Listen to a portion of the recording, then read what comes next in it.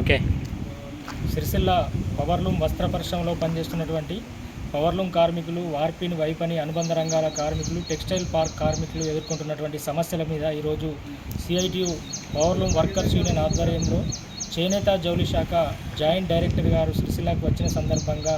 వారిని కలిసి సమస్యలను తెలియజేసి సమస్యలకు సంబంధించిన వినతిపత్ర పరిష్కరించాలని వినతిపత్రం అందించడం జరిగింది. ప్రధానంగా ఏదైతే ఇప్పుడు ప్రభుత్వం ఉత్పత్తి చేస్తున్నటువంటి ఎస్హెచ్జి మహిళా శక్తి చీరలకు సంబంధించి మరి పవర్లూమ్ కార్మికులతో పాటుగా అనుబంధ వార్పిను, వైపని అనుబంధ రంగాల కార్మికులకు కూడా 10% యారన్ సబ్సిడీని వర్తింపజేయాలని, అదేవిధంగా థ్రిఫ్ట్ పథకానికి సంబంధించి మే నెలతో ముగిసింది కాబట్టి దాన్ని వెంటనే డబ్బులు ఏవైతే కార్మికుల ఖాతాలో జమ చేయాలని, కొత్తగా థ్రిఫ్ట్ పథకానికి సంబంధించి వచ్చినటువంటి దరఖాస్తులను సర్వే చేసి ఏదైతే జూన్ నెల నుంచే మరి థ్రిఫ్ట్ డబ్బులు కట్టుకునే విధంగా అవకాశం కల్పించాలని, అదేవిధంగా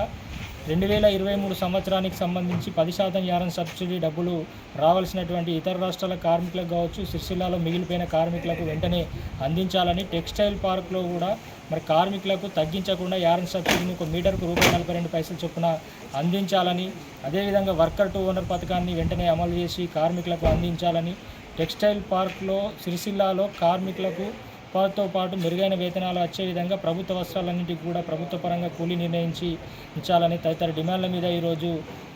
ఈ సిరిసిల్లకు వచ్చినటువంటి చేనేత జౌళి శాఖ జాయింట్ డైరెక్టర్ గారిని కలిసి సమస్యలు తెలియడం జరిగింది. మరి థ్రిఫ్ట్ పథకానికి సంబంధించి పథకం పూర్తయి 2-3 నెలలు అవుతున్నా కూడా మరి కార్మికుల ఖాతాల్లో డబ్బులు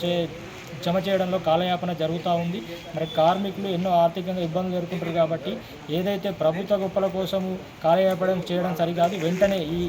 ఆగస్టు 7 చేనేత దినోత్సవం ఏదైతే ఉందో లోపు కార్మికులందరికీ కూడా ఆ థ్రిఫ్ట్ డబ్బులు అందించి మిగతా యారన్ సబ్సిడీ కావచ్చు, ఉపాధి అన్ని సమస్యలను కూడా పరిష్కరించే విధంగా ఒక కార్మికులతోనే